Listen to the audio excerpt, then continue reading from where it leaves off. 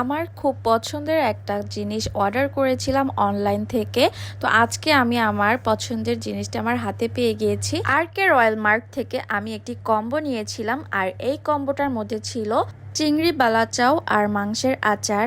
আর এই বালাচাওটা কিন্তু 500 গ্রামের ছিল, মাংসের আচারটা ছিল 250 গ্রামের।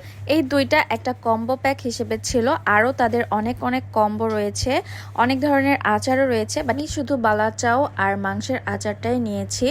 আর এই কম্বোটা আমি আমার মামার জন্য নিয়েছি, তাকে সিঙ্গাপুর পাঠিয়ে দিব, যার কারণে আমি মাংসের আচারের সিলটা আর খুলি নাই। কিন্তু বালাচাওটা যেহেতু খোলাই ছিল, যার কারণে আমি একটু টেস্ট করে দেখলাম বালাচাওটা। আর এই বালাচাওটা আমার খুবই পছন্দের, আর আমি আমার নিজের জন্য ঈদের পর অর্ডার করব আরকে রয়্যাল মার্ট থেকে। বালাচাওটা আজকে আমি ভাত দিয়ে খাবো, যার কারণে আমি একটু পেঁয়াজ আর শুকনা মরিচ একসাথে মেখে নিচ্ছি। আর এই বালাচাওটা আপনারা যে কোনোভাবে কিন্তু খেতে পারেন, যে কোনোভাবে খেলেই মজা লাগে।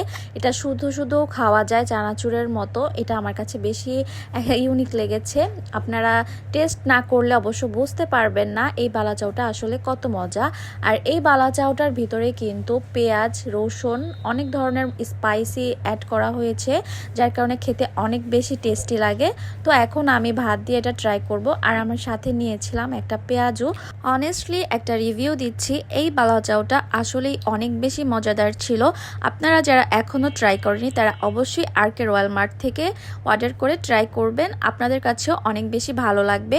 আর মাংসের আচারটা আমার প্রথমবার নেওয়া হয়েছে, আর এখন আমি ট্রাই করতে পারছি না, কারণ এটা আমি যেহেতু বাহিরে পাঠাবো তার কারণে আমি এটা ভেঙে দেখালাম না। বাট পরবর্তীতে যখন আমি আবার অর্ডার করব তখন আপনাদের সাথে মাংসের আচারটাও শেয়ার করব। যারা অনলাইন থেকে কেনাকাটা করতে ভয় পান তাদের জন্য আমি বলবো আরকে রয়্যাল মার্ট একটি বিশ্বস্ততার জায়গা, কারণ আমি যেমনটা চেয়েছিলাম ঠিক তেমনটাই পেয়েছি।